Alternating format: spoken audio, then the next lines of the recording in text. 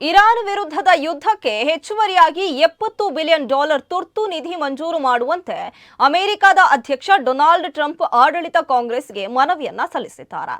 ಇದರ ಬೆನ್ನಲ್ಲೇ ರಿಪಬ್ಲಿಕನ್ ಪಕ್ಷದೊಳಗೆ ಭಿನ್ನಮತ ತೀವ್ರಗೊಂಡಿದೆ. ರಿಪಬ್ಲಿಕನ್ ಸಂಸದರು ಮತ್ತು ಸೆನೆಟರ್ಗಳ ಮುಚ್ಚಿದ ಬಾಗಿಲಿನ ಸಭೆಯಲ್ಲಿ ಟ್ರಂಪ್ ಹಾಗೂ ಸೆನೆಟರ್ ಬಿಲ್ ಕ್ಯಾಸಿಡಿ ನಡುವೆ ಯುದ್ಧದ ಉದ್ದೇಶ, ತಂತ್ರಗಾರಿಕೆ ಮತ್ತು ತೆರಿಗೆದಾರರ ಹಣದ ಬಳಕೆ ಕುರಿತು ತೀವ್ರ ವಾಗ್ವಾದ ನಡೆದಿರುವುದಾಗಿ ವರದಿಯಾಗಿದೆ. ಯುದ್ಧದ ಕುರಿತು ಸರ್ಕಾರ ಸಂಪೂರ್ಣ ಮಾಹಿತಿ ನೀಡುತ್ತಿಲ್ಲ ಎಂದು ಕ್ಯಾಸಿಡಿ ಆರೋಪಿಸಿದ್ದಾರೆ.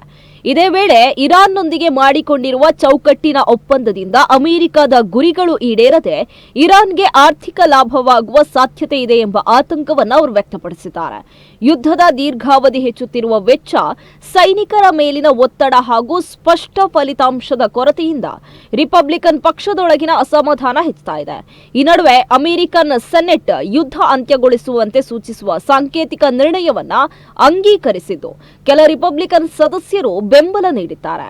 ಆದರೆ ಈ ನಿರ್ಣಯವನ್ನ ಟ್ರಂಪ್ ತೀವ್ರವಾಗಿ ಟೀಕಿಸಿದ್ದು, ಇದು ಇರಾನ್ಗೆ ಅಮೆರಿಕ ದುರ್ಬಲ ಎಂಬ ಸಂದೇಶ ನೀಡಬಹುದು ಎಂದು ಹೇಳಿದ್ದಾರೆ. ಪ್ರಸ್ತುತ $867 ಬಿಲಿಯನ್ ರಕ್ಷಣಾ ಬಜೆಟ್ಗೆ ಹೆಚ್ಚುವರಿಯಾಗಿ $70 ಬಿಲಿಯನ್ ಯುದ್ಧ ನಿಧಿ ಕೇಳಿರುವ ಟ್ರಂಪ್ ಆಡಳಿತದ ಕ್ರಮದ ಬಗ್ಗೆ ರಾಷ್ಟ್ರೀಯ ಸಾಲ ಹೆಚ್ಚುತ್ತಿರುವ ಹಿನ್ನೆಲೆಯಲ್ಲಿ ಪ್ರಶ್ನೆಗಳು ಕೇಳಿಬಂದಿವೆ.